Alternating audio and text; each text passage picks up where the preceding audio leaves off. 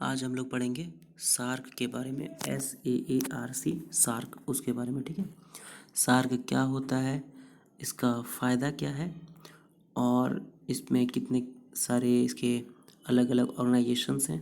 ठीक है, और इसका इम्पोर्टेंस क्या है। ठीक है, तो चलिए स्टार्ट करते हैं। ये जो आप सामने देख रहे हैं ये है सार्क का लोगो। ठीक है, सार्क का पहचान, ये सार्क का फ़ोटो, ये सार्क का इमेज है। अब स्टार्ट करते हैं हम लोग सार्क के बारे में।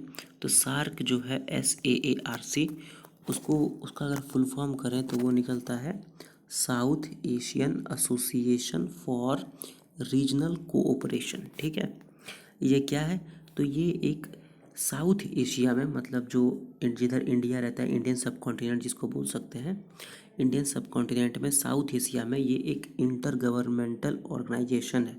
मतलब बहुत सारे देश का मिला हुआ एक ऑर्गेनाइजेशन है। ठीक है, जो कि साउथ इंडिया में वो सारे देश स्थित हैं। ठीक है, तो वो सारे देश का मिला हुआ एक इंटर गवर्नमेंटल ऑर्गेनाइजेशन है, इसका नाम है सार्क। ठीक है, SAARC। फिलहाल 2019 तक में, एज ऑफ 2019, SAARC सार्क जो है वो वर्ल्ड का 3% एरिया को कवर करता है। ठीक है, 21% ऑफ वर्ल्ड पॉपुलेशन का 21% लेता है, और 4.21% ऑफ ग्लोबल इकोनॉमी।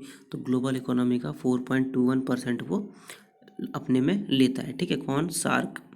ठीक है, अब सार्क क्या करता है, तो सार्क जो है वो डेवलपमेंट को बढ़ावा देता है। किसका डेवलपमेंट को बढ़ावा देता है, तो इकोनॉमिक और रीजनल इंटीग्रेशन। मतलब जो साथ में देश हैं वो सारे साथ में मिलकर के काम करें, साथ में एक दूसरे से मिले हुए रहें। ठीक है, और सबका इकोनॉमिक जो है वो डेवलपमेंट हो। ठीक है, सब कोई अच्छा से अपना अपना डेवलपमेंट करे, वही सार्क का मेन मोटो है। ठीक है, तो अभी सार्क जो है हाल फिलहाल में, ठीक है, एक्चुअल में सार्क जो है वो एक south Asian free trade area launch किया। ठीक है, South Asian free trade area launch किया 2006 में। ठीक है, तो वो क्या होता है, उसको साफ्टा बोलते हैं, SAFTA, SAFTA, south Asian free trade area. वो क्या होता है वो हम लोग अभी बात करेंगे थोड़े देर के बाद इस वीडियो में। और सार्क जो है वो UN में, यूनाइटेड नेशंस में एक ऑब्जर्वर के रूप में अपना एक स्थान रखा हुआ है। ठीक है, मतलब कि वो बस देखता है कि कौन कैसे कर रहा है, क्या कर रहा है। ठीक है, UN में कौन सा देश कैसे काम करता है, बस उसी के रूप में वो अभी सार्क जो है UN से जुड़ा हुआ है। ठीक है, अब हम लोग सबसे पहले बात करते हैं हिस्ट्री के बारे में। तो सार्क का हिस्ट्री क्या है। ठीक है, देखिए सार्क का हिस्ट्री अगर शॉर्ट में बताया जाए तो क्या है ना, कि सार्क के जो कंट्रीज़ है वो सोचे कि हम लोग को साथ में मिलकर के एक ऐसा ऑर्गेनाइजेशन बनाना चाहिए जिससे कि हम लोग साथ में मिलकर के डेवलपमेंट अपना करें और इंटीग्रेशन करके चलते। ठीक है, सबको साथ में मिलकर अपना काम करें, और वो साउथ एशियन रीजन में ही होना चाहिए। ठीक है, तो जो यूनियन है, जो साउथ जो साफ्टा जो सार्क है वो कहाँ पे इस्टेब्लिश किया गया, उसका ढाका में। ठीक है, ढाका में उसको बना दिया गया, बांग्लादेश का ढाका में। और काठमांडू जो है वो, नेपाल का काठमांडू जो है वो सेक्रेटरीट जनरल बना। ठीक है, जहाँ से सब कुछ काम वाम होता है, वो मेन जगह कहाँ बना, काठमांडू बना, नेपाल का। ठीक है, पहला जो सार्क का समिट हुआ था वो कहाँ हुआ, तो ढाका में हुआ था 7-8 दिसंबर को 1985 में। ठीक है, जब डिक्लेरेशन हो रहा था तो उसमें कौन कौन आदमी साइन किए थे, उसमें साइन किए थे किंग ऑफ भूटान, जो उस समय के किंग ऑफ भूटान थे वो, जो उस समय के प्रेसिडेंट ऑफ पाकिस्तान थे वो, जो उस समय के PM ऑफ इंडिया थे, प्राइम मिनिस्टर ऑफ इंडिया वो, जो उस समय के नेपाल के किंग थे वो, जो उस समय के प्रेसिडेंट ऑफ श्रीलंका थे वो, और जो उस समय के मालदीव्स के प्रेसिडेंट थे वो।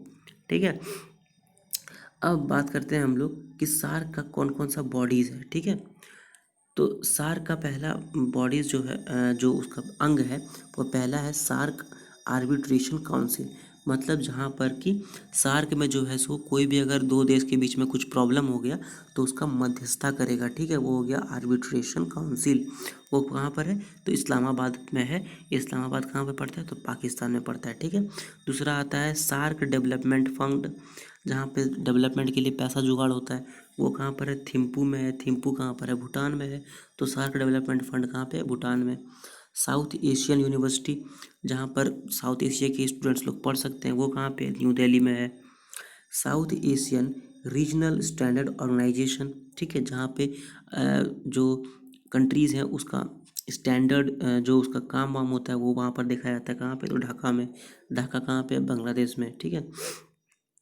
सार्क का मतलब जो साउथ एशियन रीजनल कोऑपरेशन वाला जो कंट्रीज़ है, सार्क कंट्रीज़ जो है, उसका अपना एक डिज़ास्टर मैनेजमेंट सेंटर है, ठीक है। कहाँ पे? गांधीनगर में, गुजरात, इंडिया में, ठीक है। गांधीनगर कहाँ पे? गुजरात में। और गुजरात कहाँ पे? इंडिया में। तो वहाँ पर क्या है? सार्क का अपना डिज़ास्टर मैनेजमेंट सेंटर है। ये क्या करता है? तो इसको रिस्पॉन्सिबिलिटी मिला हुआ है कि जो मेंबर स्टेट्स है इसके, जो अफ़गानिस्तान जो इंडिया हो गया, बांग्लादेश हो गया, ठीक है, ये सब के जो मेंबर स्टेट्स हैं, इस सबको पॉलिसी एडवाइस दिया जाए, ठीक है। टेक्निकल सपोर्ट दिया जाए कि सिस्टम डेवलपमेंट कैसे होगा, ठीक है। और आपदा आने के समय में कैपेसिटी बिल्डिंग करना चाहिए, ठीक है। कैपेसिटी बिल्डिंग किया जाएगा। और जब भी कोई आपदा आ गई तो उसको कैसे मैनेज किया जाए, ठीक है। तो वो सब यहाँ पर सिखाया जाता है, सीखते हैं, इस पर इनोवेशन करते हैं, इस पर काम करते हैं, ठीक है। और ये सब किस एरिया में होगा? तो सार्क का रीजन में होगा। तो ये आपका सार्क का डिज़ास्टर मैनेजमेंट का काम है, ठीक है। डिज़ास्टर मैनेजमेंट सेंटर का काम है। अब मेंबर स्टेट्स इसका कौन कौन सा है? कौन कौन से इसमें स्टेट्स हैं, कौन कौन से इसमें कंट्रीज़ हैं? तो अफ़गानिस्तान है इसमें, बांग्लादेश है, भूटान है, इंडिया है, मालदीव्स है, नेपाल है, पाकिस्तान है और श्रीलंका है, ठीक है। इसका ऑफिशियल लैंग्वेज क्या है? तो इसका ऑफिशियल लैंग्वेज है इंग्लिश। और इसका हेड क्वार्टर कहाँ पर है? तो इसका हेड क्वार्टर है काठमांडू में। काठमांडू कहाँ पे है? तो काठमांडू नेपाल में है, ठीक है। अब जैसे हम लोग बताए थे, साफ्टा क्या होता है? तो जो साफ्टा है मतलब जो south Asian free trade agreement है, ठीक है। इसके अंतर्गत क्या होता है ना कि जो कंट्रीज सार्क में है उसके बीच में जो ट्रेड होगा ना वो नॉन बैरियर ट्रेड होगा। मतलब उसमें कोई रोक टोक नहीं होगी, वो फ्री ऑफ, ज़्यादा उसमें टैक्सेस नहीं लगेंगे, कम टैक्सेस लगेंगे। और उसमें जो कंट्रीज़ जो बैरियर लगाते हैं कि आपका प्रोडक्ट इधर नहीं आएगा, आपका प्रोडक्ट इधर नहीं आएगा, वो सब खत्म कर दिया जाएगा, ठीक है। तो वो हो गया आपका SAFTA, south Asian free trade agreement, ठीक है। तो ये क्यों लगाया गया? क्योंकि ये इसलिए लगाया गया कि धीरे धीरे, इसलिए इसको लगाया गया कि ये धीरे धीरे साउथ एशियन इकोनॉमिक यूनियन की तरफ इसको मूव करना चाहिए, ठीक है। तो साफ्टा लगाने का मेन मकसद क्या है कि इसको एक इकोनॉमिक यूनियन बनाना पड़ेगा हम लोग को। साउथ एशिया का ये एक इकोनॉमिक यूनियन बनेगा, ठीक है। एशियन डेवलपमेंट बैंक जो है वो एक एस्टिमेट लगाया गया है, एक अपना स्टडी पे ये एक एस्टिमेट लगाया गया कि जो सार्क का इंट्रा रीजनल ट्रेड है, ठीक है, वो साफ्टा आने के बाद, अगर साफ्टा लग जाएगा उसके बाद $22 $22 मिलियन पर ईयर हो जाएगा, ठीक है। और अभी जो एक्चुअल ट्रेड है साउथ एशिया में वो सिर्फ $8 मिलियन का है, ठीक है। तो ये आने के बाद कितना हो जाएगा? $22 मिलियन का हो जाएगा, ठीक है। और अभी कितना है? $8 बिलियन का है, ठीक है। अब बात करते हैं हम लोग, सार्क जो है कुछ अवार्ड्स देती है, ठीक है। अब वो किस लिए अवार्ड्स देती है, ठीक है, ये अवार्ड्स देती क्यों है, किस लिए देती है? तो ये देती है ऐसे इंडिविजुअल्स को इनकरेज करने के लिए, ठीक है। ऐसे इंडिविजुअल्स को इनकरेज करने के लिए, ऐसे इंडिविजुअल्स या ऑर्गेनाइजेशंस को इनकरेज करने के लिए जो साउथ एशिया में हो, जो कि साउथ एशिया में हो, और सार्क का एफर्ट को, जो सार्क का एफर्ट हो रहा है कि साथ में मिलकर के हम लोग काम करेंगे, उसको बढ़ावा देने के लिए बहुत अच्छा काम किया हो, ठीक है, उसको ये सब अवार्ड मिलेगी। और किसको मिल सकता है? तो ऐसे इंडिविजुअल या ऐसे ऑर्गेनाइजेशन को जो साउथ एशिया में वुमेन, औरत और बच्चे का कंडीशंस जो है, उसका रहन सहन जो है उसको बेटरमेंट कर रहा है, उसको बेटर कर रहा है, ठीक है। तो ऐसे इंडिविजुअल्स को इनकरेज करने के लिए मिलेगा। या फिर ऐसे इंडिविजुअल्स को मिलेगा जो कि एक बहुत अच्छा कंट्रीब्यूशन दे रहा है, ठीक है, बहुत अच्छा कंट्रीब्यूशन कर रहा है किसी भी क्षेत्र में और अचीवमेंट कर रहा है, ठीक है। वो उसको ऑनर करने के लिए, उसका सम्मान करने के लिए ये सब अवार्ड मिल सकता है, ठीक है। या ये सब अवार्ड के बारे में सार्क उसको दे सकती है, इन चीज़ों के बारे में। या फिर कोई ऐसा ऐसा ऑर्गेनाइजेशन या ऐसा कोई इंडिविजुअल जो किसी भी तरह कंट्रीब्यूशन कर रहा है, बहुत अच्छे तरह से कंट्रीब्यूशन कर रहा है, ठीक है।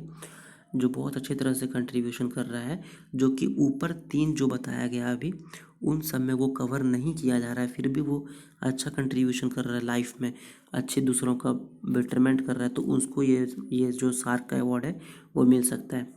अभी तक सार्क का अवार्ड जो है सिर्फ एक ही आदमी को मिला है, ठीक है, जो कि है जियाउर रहमान। अब जियाउर रहमान कौन है? तो वो प्रेसिडेंट है बांग्लादेश के, एक्चुअल में थे, ठीक है। तो उसको बस एक बार अवार्ड मिला था ठीक है। और जो सार्क अवार्ड है वो क्या अपने साथ रखता है? तो एक गोल्ड मेडल, एक लेटर ऑफ साइटेशन और cash prize of $2500। Letter of citation का मतलब क्या हो गया? तो एक उपलब्धि पत्र जिसको मिलता है कि आपको ये चीज़ मिला हुआ है, वो एक गोल्ड मेडल और $2500 का कैश प्राइज मिलेगा, ठीक है। अभी तक एक ही इंसान को मिला है, वो किसको मिला है? तो जियाउर रहमान को मिला है,